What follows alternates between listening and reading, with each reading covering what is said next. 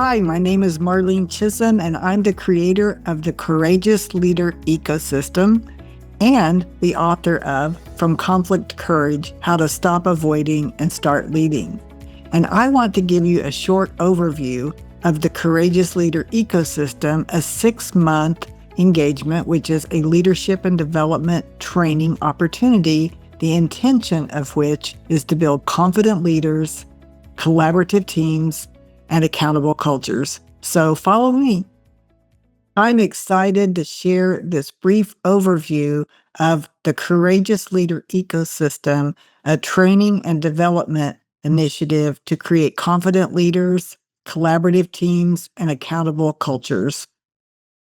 This came about because I recognized many years ago that every big problem in an organization could actually be traced back to a conversation that should have happened but didn't. I've done lots of research over the years, some of it through surveys, through interviews, through a system I have on my website called Culture of Avoidance Assessment, and I want to share some insights. These are some trending issues I've seen over the years.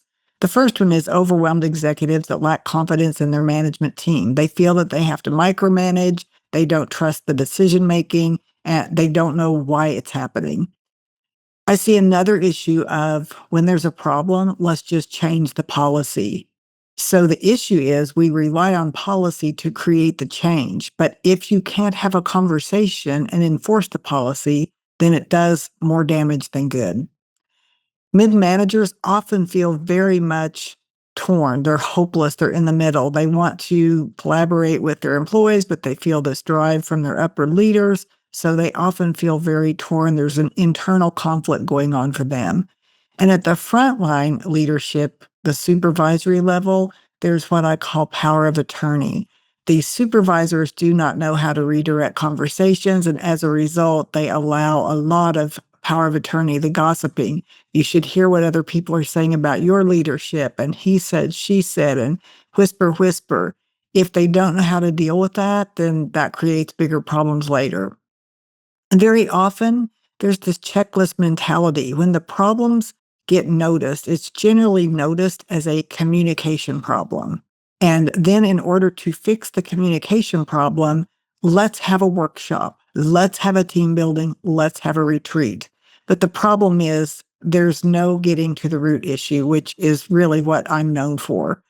And then finally, on the frontline level, it's supervisors who just want to be best friends. They have an identity issue, they want to play nice, and they just don't have the skills. So those are some of the trending issues. There's more than that, but that's the top ones that I see.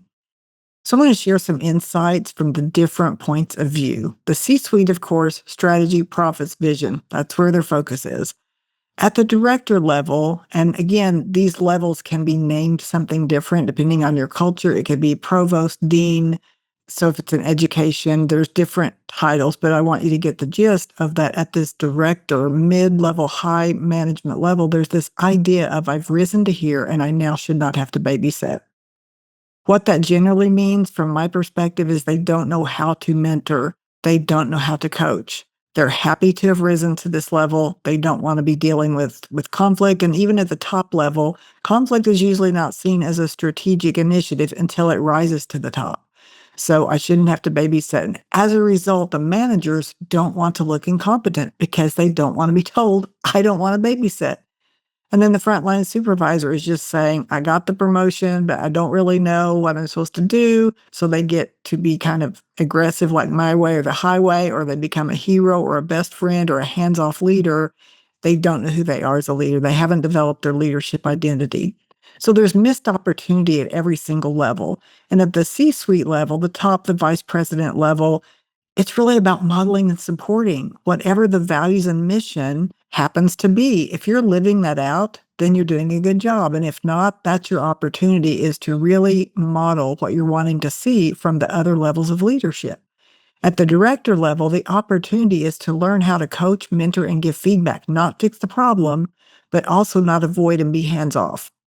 At the manager level, it's about learning to think strategically, to share the problems, and to seek help, not to be rescued, but to learn the skills from your upper level manager and from the development and training that your organization provides. And then at the supervisory frontline leadership level, it's really about developing a new leadership identity so that they're aligning upward instead of aligning with their employees. I often say if you want to change the culture, you have to change the conversation. And I can listen and be in a room for a couple of days, a few hours, and I can pretty much tell you what the culture is just by listening to the conversation. If it's toxic, it's generally moving backwards, full of blame, and it's avoiding. If it's an exciting culture, it's forward moving, it's innovative, it's creative. So if you want to change the culture, you have to change the conversation. And that is what the program that I've developed intends to do. I've created a layered approach for development that lasts about 6 months. And the first part, assuming that we decide to work together, is an assessment and a kickoff. If you have an assessment you want to use, we can use that or we can build one together. But there's a kickoff to let everyone know what's going to happen.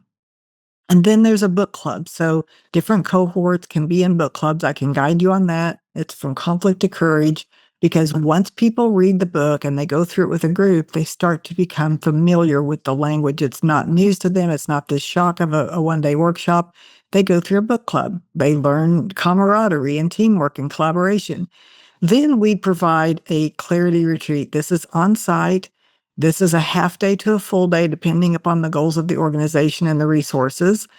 After the clarity retreat, then people enter the performance coaching model. This is my on-site online training built very much like a LinkedIn course that teaches the skills in Chapter 7. Chapter 7 is called the Blueprint for Difficult Conversations, but this is really more than a blueprint. It's a framework for conversations. The skills can be used independently outside of the framework, for it's really a communication skills course as well as a conflict course.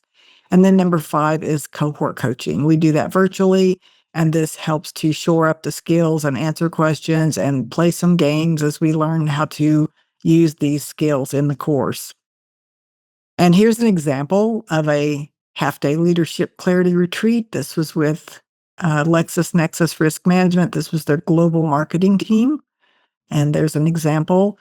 Every single organization has a little bit different culture, a little bit different flavor.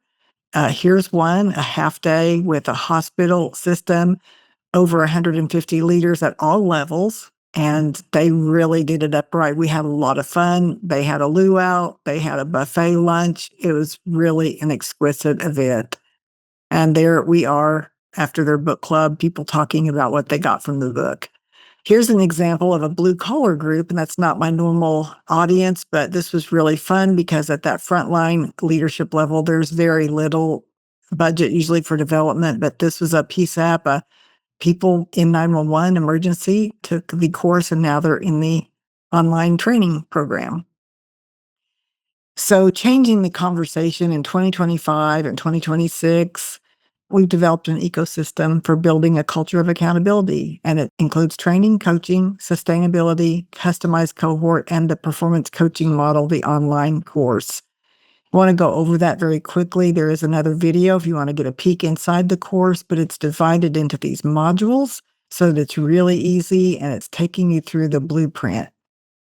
And research from Harvard, I thought this was so interesting that most employees think that the current performance reviews do not work. And I think that they're becoming a thing of the past because if you're only getting a review once a year, you're not able to improve. And so my system teaches supervisors, leaders, directors, top level managers, even the executive branch, how to have ongoing conversations all the time that are factual, based on observed behavior, based on outcomes wanted.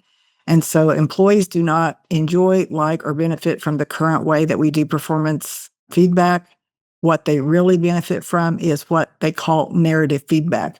That is feedback that is perceived as the fairest, and it's a narrative. It's a conversation. It's a conversation about performance that includes specific behaviors and actions linked to performance outcomes. And I often say behavior is also a part of performance.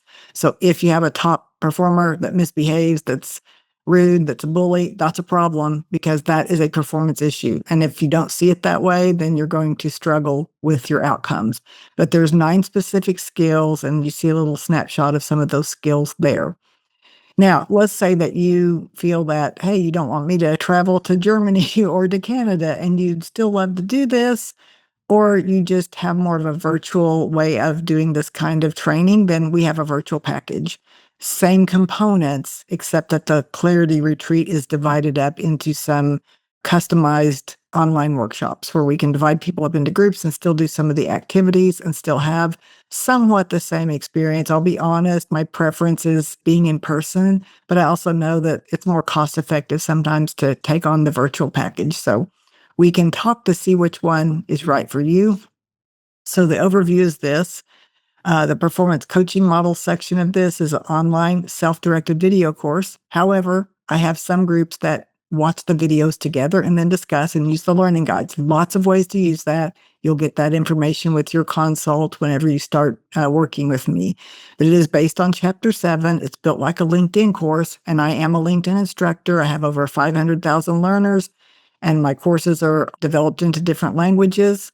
And so I learned from that experience what makes learning stick and what makes people able to stick through it because they're short, 5 minutes or less, except for one video, and it's 7 minutes. That's at the end where it shows the overview.